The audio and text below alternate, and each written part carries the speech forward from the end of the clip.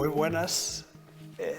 Como todos estos días seguimos en la Real Academia Nacional de Farmacia. Hoy estamos también en otra parte del gabinete de recuerdos, justamente en la botica que estuvo instalada en el pueblo del Tiemblo, que fue adquirida por la Real Academia Nacional de Farmacia, por lo tanto fue salvada de la desaparición y que se montó en su totalidad, no junta, pero sí en diversos lugares de esta Real Academia Nacional.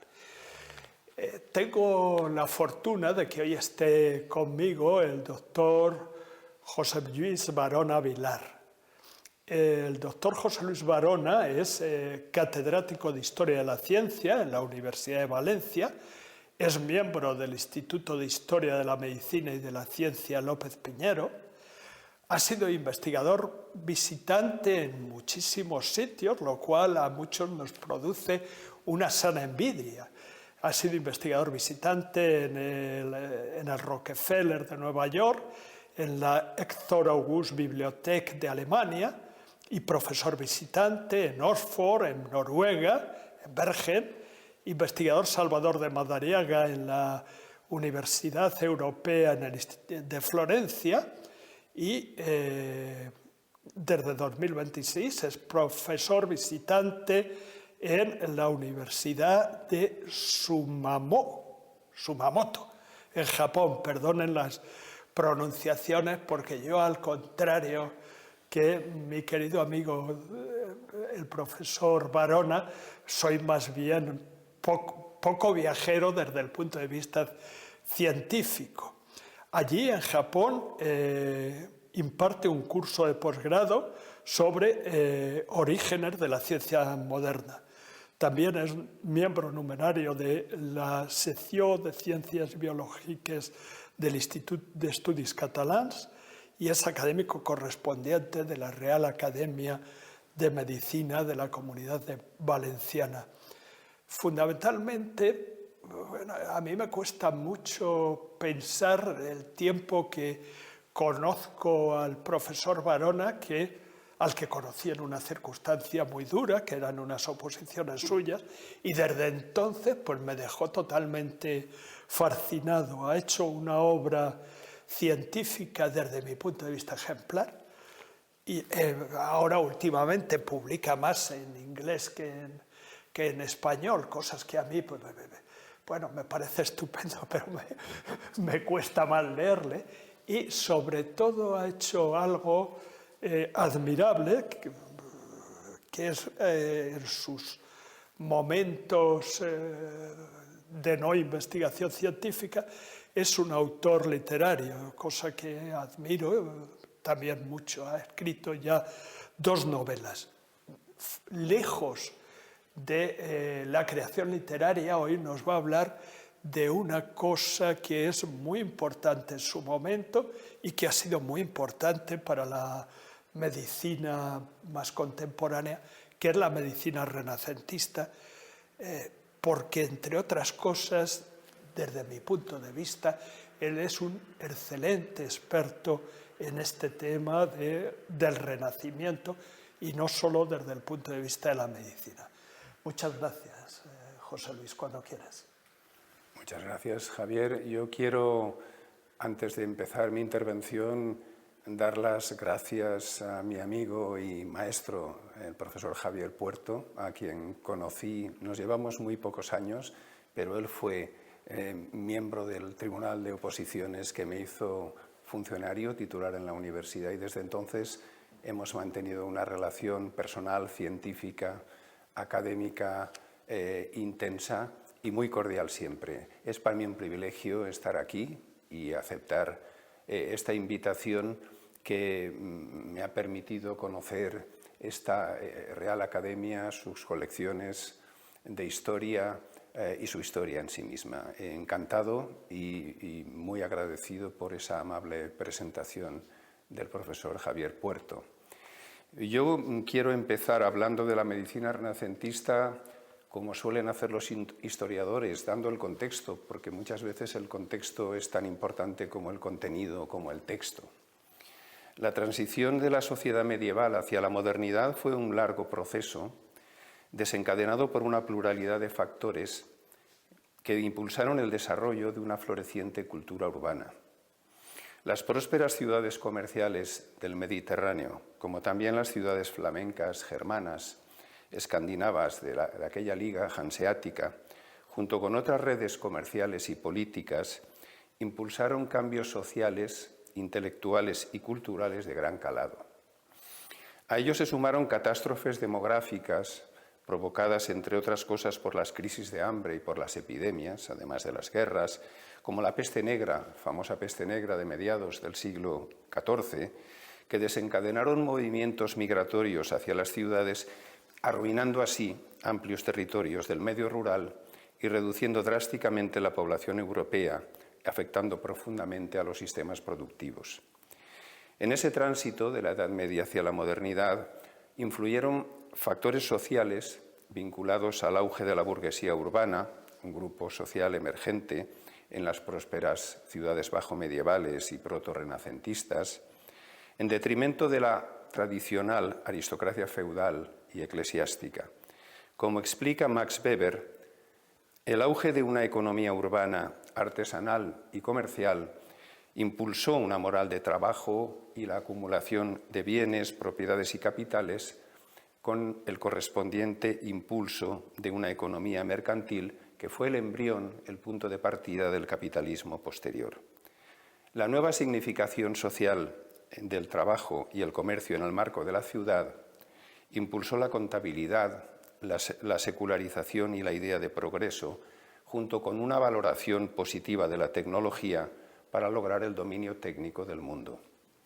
Estrechamente vinculado con esos valores de las sociedades urbanas y de la burguesía emergente, se consolidó una conciencia de individualidad que desplazó la religiosidad en aras de una mayor valoración de lo humano y de lo mundano.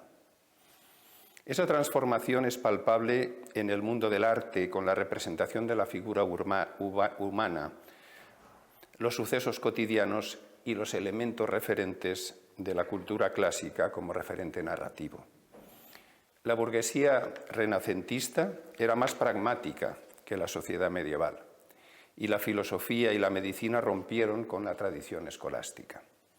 El humanismo tomó como ideal la cultura clásica, aunque con el paso del tiempo la crisis del criterio de autoridad de los clásicos corrió paralelo a una observación más abierta y libre de la naturaleza, formas de experimentación nuevas que fueron clave para un cambio epistémico que a lo largo de los siglos XVI y XVII puso los cimientos de un nuevo método, de un novum organum, de una nueva racionalidad.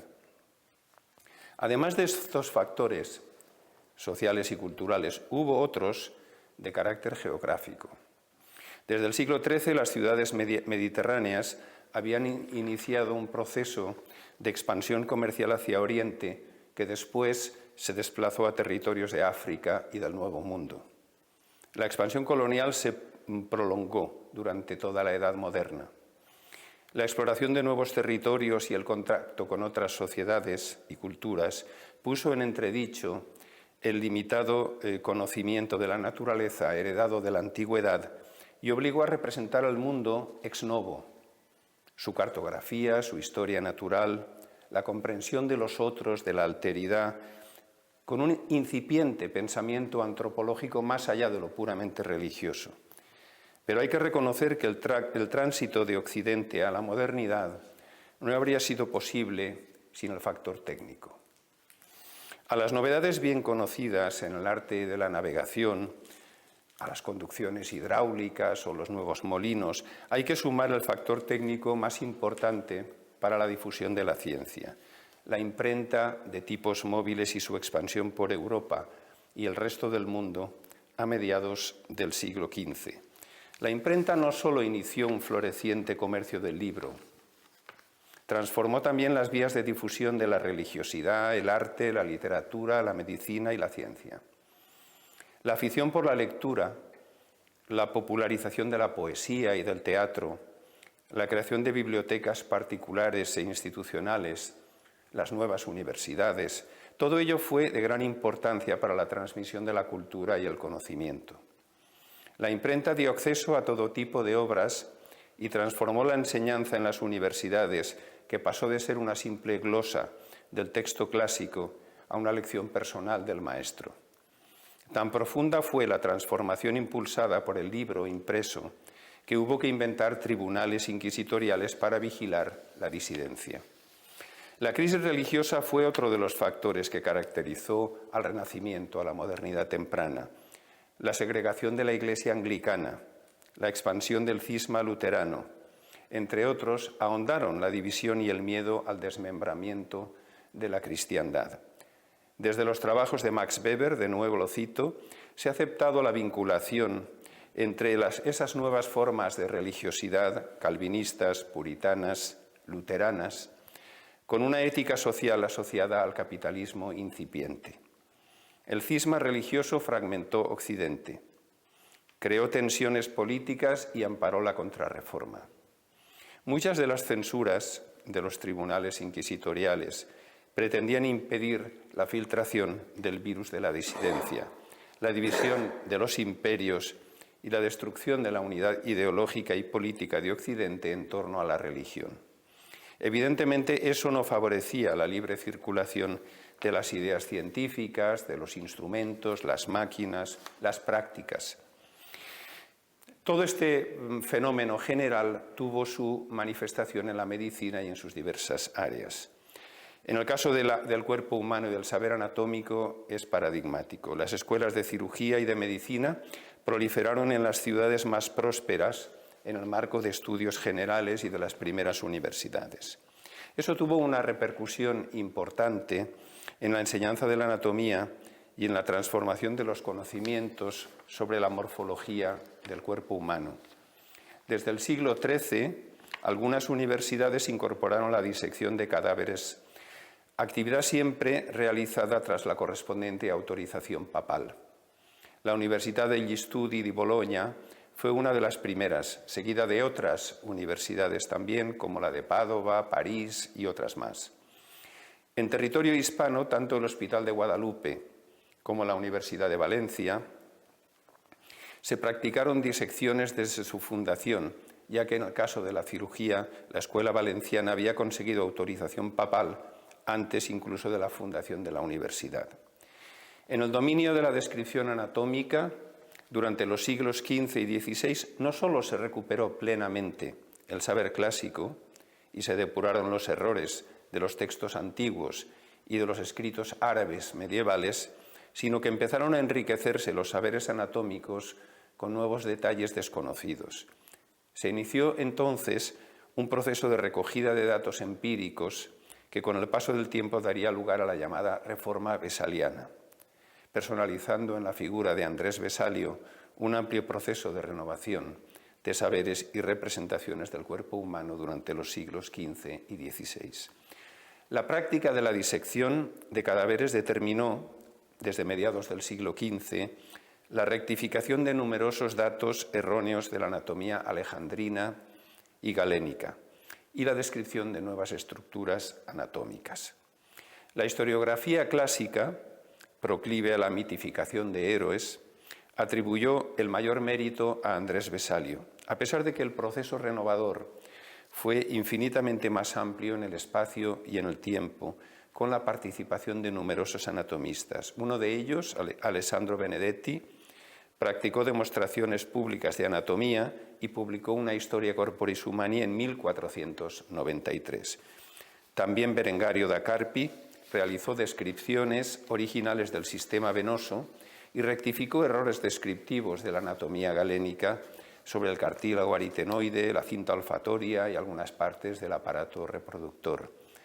También cabe citar a Niccolò Massa, autor de un libro de introducción a la anatomía, o a Charles Detienne, que publicó un tratado sobre la disección de las partes del cuerpo, junto con Giovanni Cannanno, Andrés Laguna, Bernardino Montaña de Monserrate, Gabriele Cervi, Jean Fernel, Günther von Andernach, Jacobo Silvio, Todos ellos fueron destacables anatomistas contemporáneos o anteriores incluso del propio Andrés Vesalio. Esas sucesivas generaciones contribuyeron a transformar los saberes anatómicos y cambiaron sustancialmente la representación del cuerpo humano. La imprenta, el arte del grabado y el anfiteatro anatómico fueron tres actores imprescindibles en el impulso de esa nueva anatomía humana. El cuerpo humano. El cuerpo humano era el objeto principal de observación, pero también el canon de belleza para pintores y escultores. Las pinturas y los grabados de Durero, la vitalidad y el movimiento corporal de las pinturas y esculturas de Michelangelo, Buonarroti o los dibujos y las pinturas de Leonardo da Vinci, describían con hermosa perfección la arquitectura del cuerpo humano, basándose en la teoría mecánica del movimiento local, con magníficos diseños osteomusculares y tendinosos. La anatomía y el arte reflejan un cambio sustancial en la significación del cuerpo humano en la cultura renacentista. Fueron un motivo central de la pintura y de la escultura, además de desarrollar nuevas formas artísticas como los modelos anatómicos en cera, una técnica que surgió en Italia y donde se denominó cheroplástica. En España, el médico de Carlos V, Bernardino Montaña de Monserrate, publicó un primer tratado de anatomía en castellano, el Libro de Anatomía del Hombre, en 1551, que venía seguido de un apéndice en el que relataba la interpretación del sueño del marqués de Mondéjar, de quien era médico, donde ofrecía una síntesis de los conocimientos fisiológicos del galenismo en clave alegórica. Es un estilo literario común a la literatura científica renacentista, donde las metáforas urbanas, militares y domésticas servían para describir la estructura y el funcionamiento del cuerpo humano, reflejando una concepción organicista del cosmos y del cuerpo, probablemente influida por el neoplatonismo. El libro de anatomía de Montaña respondía a una concepción semejante a otros tratados europeos del siglo XVI, como el del francés Henri de Mondeville o el del inglés Thomas Vicary, las primeras obras de anatomía que se escribieron en lengua vulgar y que tenían como público destinatario los cirujanos y barberos. En el caso de Montaña es destacable la presencia de concepciones fisiológicas procedentes de la alquimia. Se basaba para ello en experiencias de destilación propias, donde proponía concepciones alquímicas de la digestión gástrica, de los análisis de sangre, de orina y de fluidos orgánicos que él mismo había realizado en sus prácticas de laboratorio. Esa mentalidad científica de Montaña de Monserrate respondía en el fondo a la defensa de la experiencia personal, de la experiencia sensible como fuente de conocimiento, lo que se traducía en las disecciones de cadáveres, en los experimentos de vivisección con animales y también en la práctica de experimentos alquímicos. Ese libro de Montaña es una demostración palpable de la pluralidad de corrientes científicas que encontramos en el Renacimiento y también del proceso de crisis y de descomposición que estaba experimentando el galenismo. El impacto de Andrés Vesalio merece una referencia explícita. En el marco de ese amplio movimiento anatómico y artístico que invadía Europa de representaciones originales del cuerpo humano, la verdadera ruptura con la anatomía medieval y con el galenismo recibió su máxima expresión en la obra de Andrés Vesalio De Humani Corporis Fabrica Libri Septem, la anatomía o la estructura del cuerpo humano en 7 libros, publicada en Basilea en 1543. Vesalio había nacido en Bruselas y ejercía como disector anatómico en las universidades italianas de Padua, Ferrara, antes de convertirse en médico de cámara de Carlos V. Su fábrica expresa una actitud crítica frente al pasado. Rectifica muchos aspectos de la anatomía medieval y posee un excelente aparato iconográfico de gran valor artístico y de una insólita precisión científica, de la mano de Johannes Stephanus de Calcar o Jan van Calcar, un pintor italiano de origen alemán, discípulo de Tiziano, que es el autor de los grabados cuya extraordinaria belleza fue factor esencial, sin duda, para el éxito del libro. La formidable difusión del texto de Vesalio por bibliotecas, universidades europeas y su obsesión por desacreditar la autoridad de Galeno hicieron que los historiadores, generación tras generación, personalizaran en Vesalio el proceso de ruptura y renovación de la herencia anatómica de la antigüedad y de la época medieval. La reforma no solo implicaba corrección de errores, también ponía en tela de juicio el escolasticismo y el criterio de autoridad de la ciencia antigua mediante un nuevo método, la observación directa del cuerpo o del ser vivo. El orden descriptivo que planteaba Vesalio ya no seguía el patrón puramente territorial de capite ad calcem, de cabeza a pies, sino que aportaba una perspectiva del cuerpo organizada en tres grandes sistemas. El sistema constructivo, que parte del esqueleto como el elemento sustentador de la arquitectura. El sistema conectivo, compuesto de ligamentos y músculos que dan forma al movimiento local, junto con las venas, arterias y nervios que conectan las distintas partes. Y finalmente el sistema animador o impulsivo, donde los órganos albergados en las tres cavidades orgánicas, la abdominal, la torácica y la craneal, serían el elemento impulsor de la vitalidad. En ese punto hay que decir que su perspectiva funcional o fisiológica era muy tradicional, considerando que los órganos de cada cavidad son los instrumentos de unas facultades que derivan de las tres almas inspiradas en Platón, reproduciendo el galenismo. No todo, por tanto, en la obra de Vesalio era renovador. Su texto, por ejemplo, ignoraba la circulación pulmonar descrita antes por el médico sirio Ibn an-Nafis y recuperada después por algunos anatomistas españoles. Su concepción de la estructura íntima del cuerpo era humoralista y tradicional, siguiendo el más puro galenismo, aunque su obra anatómica quedó profundamente mitificada por la historiografía desde la Ilustración.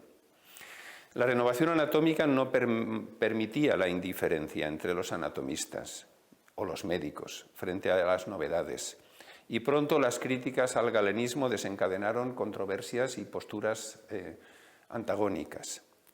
Además de las rectificaciones, había un cambio de mentalidad científica, que con el transcurso del tiempo dio paso también a la micrografía para la exploración microscópica de las estructuras anatómicas con lentes de aumento, microscopios rudimentarios que desvelaban la estructura íntima de las partes, como puede verse en estos grabados de Crisóstomo Martínez.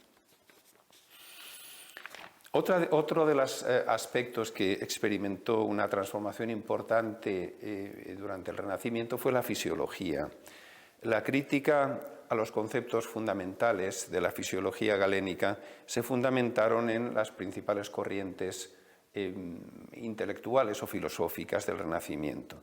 En consecuencia, el humoralismo clásico, galénico, hipocrático, entró en declive merced a nuevas interpretaciones basadas en el estudio de la dinámica de las partes sólidas del cuerpo. Cabe apuntar 4 orientaciones principales. Una empírica, experimental, que huía de modelos teóricos a priori, una corriente mecanicista, otra de orientación química, prequímica o iatroquímica, y finalmente una tendencia vitalista, animista, que representaba una reacción en contra del materialismo implícito en la visión mecánica. Todas ellas se fundamentaban en el valor del experimento resolutivo para decantar opiniones contradictorias, la práctica de experimentos para deducir cuál de las ideas era la cierta. El empirismo, la observación y los experimentos de vivisección, sustentados por la filosofía científica, dieron frutos como los de Santorio al demostrar la importancia metabólica de la transpiración, o las pruebas sobre la circulación de la sangre que aportó el gran William Harvey. La mentalidad empirista despertó un gran interés por la experimentación, lo que aportó abundantes datos sobre el funcionamiento de los seres vivos. Cabe destacar la descripción de la circulación hepática y su red capilar por Francis Gleason, los estudios sobre las glándulas de Stensen y de Malpighi, las observaciones microscópicas de Leeuwenhoek sobre glóbulos sanguíneos, capilares, espermatozoides, fibra muscular, el funcionamiento del páncreas, el bazo, el hígado, fueron todos ellos analizados mediante técnicas de sección, amputación, formas de fisiología operatoria que empleaban animales de experimentación en una época ya tan temprana. El mecanicismo, en particular, tuvo una gran influencia sobre los médicos. Giorgio Vallivi creó una doctrina fisiológica basada en el concepto de fibra, como unidad elemental. Según ella, todos los órganos y estructuras del cuerpo estarían compuestos por fibras de distinta composición, tamaño, propiedades, resistencia, elasticidad, fuerza, cuya dinámica se basaba en las leyes de la mecánica.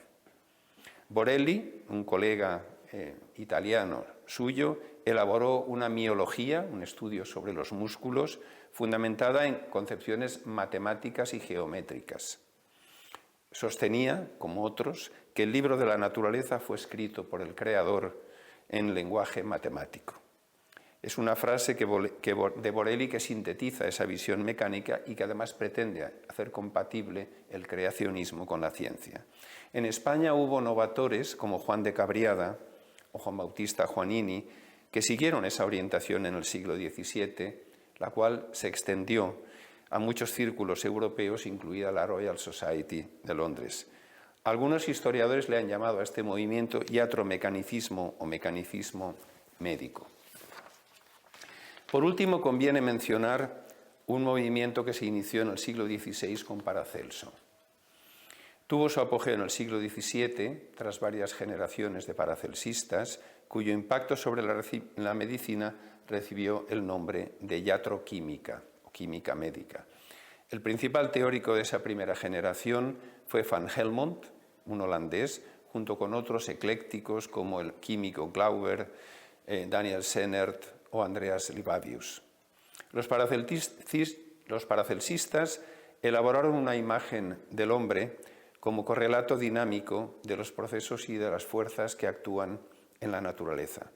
El cuerpo animal, el cuerpo humano, estaría compuesto por tierra y agua, mientras que el cuerpo sidéreo, espiritual, estaría compuesto por fuego y aire, y todos ellos, ambos, constituidos por los tres elementos de los paracelsistas, el sulfur o azufre, el mercurio y la sal, cuya realización en cada persona daría lugar a un arqueo individual, personal. La iatroquímica elaboró un sistema médico alternativo al galenismo que abarcaba tanto fisiología como patología y terapéutica. Ellos incorporaron los medicamentos químicos, asumían las reformas anatómicas y también la teoría nueva de la circulación de la sangre, además de dar importancia a la observación clínica y anatomopatológica. El iniciador de la iatroquímica en esa segunda generación fue Franz de Leboe, llamado Sylvius, un profesor de medicina en la Universidad de Leiden, cuyo concepto clave era la idea de fermentatio o fermentación, una disolución química con producción final de sal. A esa alteración de los líquidos del organismo, que solían afectarse fundamentalmente, le llamó acrimonia, de tal manera que clasificaba las enfermedades entre dos tipos de acrimonia, la acrimonia ácida o la acrimonia alcalina. Una era benigna, la otra maligna. La otra gran figura de la iatroquímica fue el británico Thomas Willis, que fue profesor de Oxford y miembro de la Royal Society, que aplicó la doctrina de la fermentación a las funciones orgánicas, interpretando de esta manera manifestaciones clínicas como la fiebre, las enfermedades de la sangre, la histeria, la hipocondria. A pesar de su rápida difusión, sin embargo, el movimiento iatroquímico entró en declive y a finales del siglo XVII prácticamente desapareció. El Renacimiento también se caracterizó fundamentalmente por cambios en la manifestación de las enfermedades. Durante la colonización europea del siglo XVI, los movimientos de poblaciones, las migraciones y el contacto entre poblaciones que no tenían relación anteriormente, tuvo un impacto demoledor en la expansión de epidemias y en la aparición de nuevas enfermedades. Según estimaciones, la viruela causó más de 8 millones de muertos en América Central, en Mesoamérica tras la llegada de los españoles.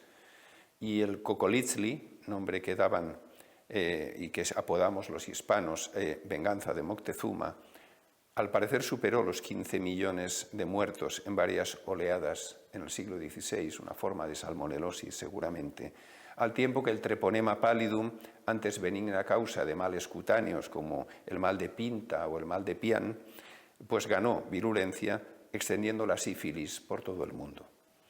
Aparecieron también otras enfermedades antes desconocidas, como el llamado sudor inglés, causando epidemias puntuales que desaparecieron con el tiempo. La mayoría de esas nuevas enfermedades y grandes catástrofes epidémicas deben interpretarse por el contacto entre comunidades humanas que habían evolucionado aisladamente y que no habían tenido contacto entre sí, además del contacto con animales nuevos, formas de zoonosis que alcanzaron a los humanos.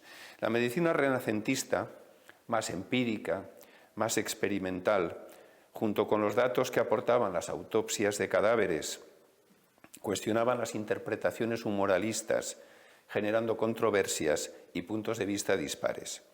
Esas nuevas ideas y corrientes científicas se tuvieron que enfrentar a la elaboración de concepciones de la enfermedad construidas desde el paracelsismo, la circulación de la sangre o la nueva observación anatomopatológica. El humanismo tuvo una influencia como corriente social e intelectual en la asistencia a las enfermedades, en los hospitales. Si exceptuamos instituciones militares como los valetudinaria, fundados en época romana por el emperador Augusto, para atender a los soldados heridos, los precedentes más antiguos de la asistencia hospitalaria en nuestra tradición estuvieron vinculados a la acción de instituciones religiosas. Este referente religioso era evidente en las sociedades medievales, tanto en los hospitales islámicos como en las parroquias y monasterios medievales cristianos. La institución hospitalaria tradicional, que se gestó en la Europa medieval bajo la influencia islámica y del cristianismo, tenía un carácter más de asistencia social y espiritual que sanitaria. Como una más entre las instituciones de caridad y beneficencia pública, el hospital, lugar de acogida, cumplía funciones de asistencia a pobres y desprotegidos, mujeres viudas, niños abandonados, ancianos, marginados, soldados, vagabundos, quienes no podían recibir en definitiva una asistencia sanitaria directa, domiciliaria, del médico, y recurrían al hospital como lugar de asilo. Por eso los hospitales eran refugio de las clases más pobres desde el Renacimiento hasta finales del siglo XIX, donde convivían en condiciones difíciles de hacinamiento, suciedad, falta de recursos. La labor asistencial de enfermeros, médicos y cirujanos en todas estas instituciones representaba solo una parte de la función que desarrollaba la institución. Durante el periodo renacentista, el auge de las ciudades dio origen a los primeros hospitales generales, típica institución del Renacimiento, por influencia de los humanistas como Erasmo de Rotterdam o nuestro Luis Vives, que elaboraron concepciones del espacio urbano donde instituciones civiles como los mercados o los hospitales desempeñaban una importante labor de cohesión y de integración social. También se fundaron asilos para dementes, instituciones mantenidas por la caridad pública destinadas a preservar la estabilidad social, aliviar la pobreza, la marginalidad y los conflictos derivados en ellas en momentos de crisis. Eran lugares gestionados con rigurosa disciplina por el estamento religioso y destinados a la salud del cuerpo y a la salud del alma, con la participación de médicos, cirujanos, boticarios, enfermeros y hospitaleros. Los médicos pasaban visita con regularidad, prescribían medicamentos y dietas, mientras el estamento religioso, los enfermeros y hospitaleros, convivían diariamente y controlaban el régimen de vida, la disciplina y los horarios de los pacientes. Con el paso del tiempo, La actividad asistencial del médico y el cirujano fue cobrando mayor importancia dentro del hospital, incorporando también la farmacia como un elemento central para la preparación de medicamentos simples y compuestos. Comenzó de esa manera un proceso de secularización compatible con la tutela de las órdenes religiosas, lo que reforzaba la dimensión plural de esa institución social, religiosa y sanitaria. Aunque el médico y el cirujano no formaban parte de la administración del hospital, colaboraban directamente en su funcionamiento interno como actores imprescindibles para el desempeño de sus funciones. ¿Y qué medicamentos se utilizaban en el Renacimiento? Bueno, la farmacopea antigua y medieval estaba constituida, fundada esencialmente por plantas, aunque la llamada botica de las inmundicias tenía elementos de muy diverso origen, especialmente detritos animales, como bien ha explicado en sus publicaciones el profesor Puerto. La tradición clásica, desde Teofrasto hasta Dioscórides, había acumulado remedios curativos que aumentaron durante el periodo medieval gracias a las aportaciones de médicos árabes que incorporaron numerosos remedios derivados de la tradición persa e india. Aunque el Renacimiento no cambió en lo esencial la orientación terapéutica del galenismo, la expansión colonial desbordó de novedades americanas y asiáticas las farmacopeas tradicionales. Las obras de Dioscórides, Plantas y remedios medicinales, era en realidad un amplio listado, tratado de casi 700 plantas, donde otros remedios, vegetales, animales y minerales, eran listados según sus propiedades terapéuticas y principios activos. Andrés Laguna, el gran humanista y médico personal de Carlos V, publicó en 1554 unas anotaciones al Dioscórides a Nazarbeo, que fue el trabajo preliminar para su obra definitiva sobre la materia medicinal, cuya obra que se convirtió en una obra de referencia para médicos y para escuelas de medicina. Su obra tuvo una gran difusión y fue traducida a numerosos idiomas en un tiempo en el que el paracelsismo ampliaba, como he dicho, el arsenal terapéutico con nuevos medicamentos de origen mineral y otros obtenidos de las prácticas alquímicas. No obstante, el mayor enriquecimiento de la materia médica derivó de las plantas y remedios procedentes de las colonias, que impulsó de manera espectacular el comercio de especies y semillas, la creación de hortus médicos, jardines de aclimatación y jardines botánicos. Francisco Hernández fue nombrado por Felipe II protomédico general de las Indias en 1570 para una expedición por Mesoamérica dedicada explícitamente a estudiar plantas medicinales junto con un geógrafo, pintores, botánicos y médicos nativos, curadores, sanadores, para recoger y clasificar los diversos especímenes. También estudió la cultura y las prácticas medicinales del pueblo nahua. Regresó a España en 1577, cargado con una inmensa cantidad de semillas, plantas y reproducciones que quedaron almacenadas en la biblioteca del monasterio del Escorial.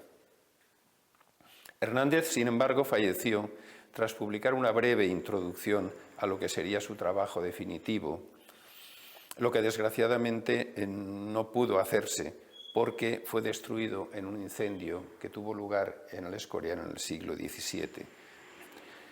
Una recopilación y una síntesis se publicó en Nápoles y una recopilación de 1615 recogía bajo el nombre de 4 libros de la naturaleza y virtudes de las plantas y animales reunidos en el uso de medicina en Nueva España por parte del monje dominico Francisco Jiménez.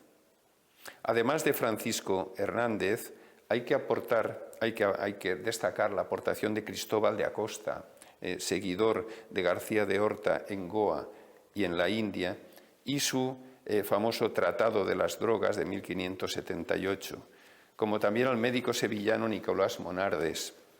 Todos ellos alcanzaron un reconocimiento internacional gracias al impulso que les dio para su difusión el naturalista holandés Charles de Lecluze o Carolus Clusius, quien conoció la botánica hispano-portuguesa en el Nuevo Mundo y en las Indias orientales durante su recorrido por la península ibérica en 1564.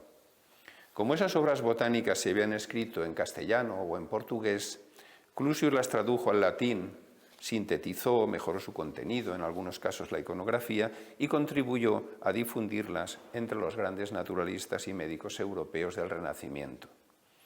En 1571, durante una estancia en las Islas Británicas, llegó a manos suyas el libro de Nicolás Bonardes, primera, segunda y tercera parte de la historia medicinal de las cosas que se traen de las Indias occidentales. Poco después, Clusius hizo una versión de esta obra de Bonardes en latín, bajo el título de Simplicibus Medicamentis ex Occidentale India, etc., que se publicó en 1574. No quiero finalizar esta panorámica de la medicina renacentista sin hacer una brevísima referencia al campo de la cirugía, un área profesional donde tuvieron gran auge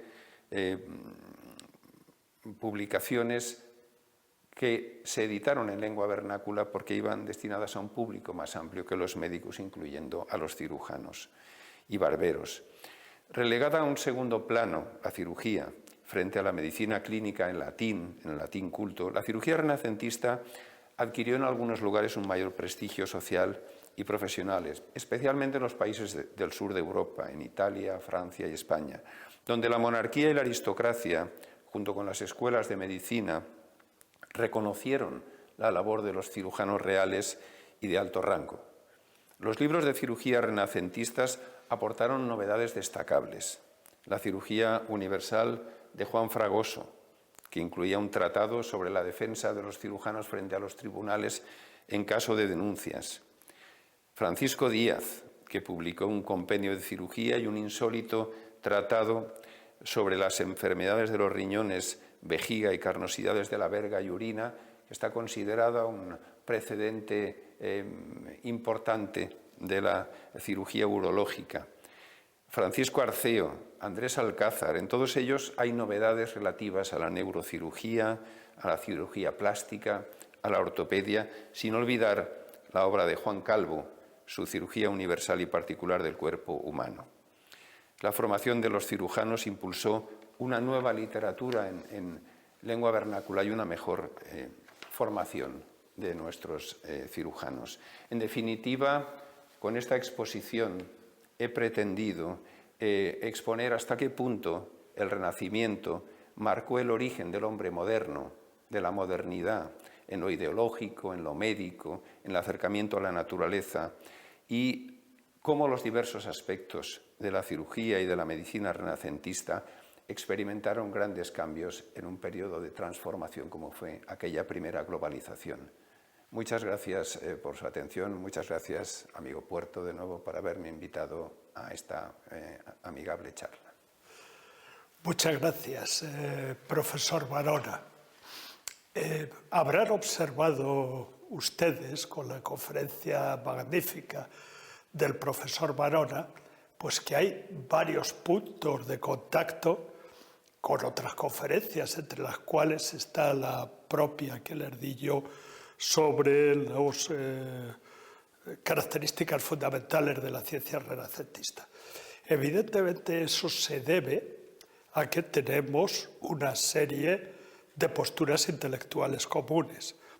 Pueden pensar, pues habría que haber organizado. No, las cosas están organizadas así porque deseamos juntar en estas charlas a una serie de especialistas en diversas materias, es decir, a historiadores jurídicos, a historiadores sociales, a historiadores de la medicina, a historiadores de la ciencia, para que ustedes puedan hacer sus propios planteamientos. Yo estoy muy contento de la conferencia que hoy nos ha dado el profesor Varona y sobre todo de su final. Nos ha explicado, sobre todo, me ha gustado mucho su final, nos ha explicado cómo se crea una nueva manera de abordar la vida y de abordar la ciencia. Este ciclo va sobre humanización de la sanidad. Para entender eso, primero tenemos que entender cómo se va formando el paradigma sanitario, médico, científico, hasta llegar a un determinado momento en que realmente pues nos podemos plantear otras cosas porque es eficaz. Es decir, todavía un participante en estas conferencias al acabar me decía, sí, pero se moría todo el mundo, claro.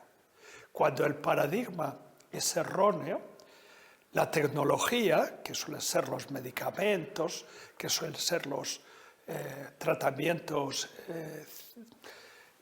de los cirujanos, que no son los cirujanos de ahora, pues suelen ser erróneos y no sirven para mucho. Pero si no se hubieran tenido estos principios que recordamos, si no se hubiese desarrollado el pensamiento racionalista griego, no estaríamos donde estamos. Y no intentamos hacer unos cursos de historia de la ciencia, de historia de la medicina, sino de humanización de la sanidad.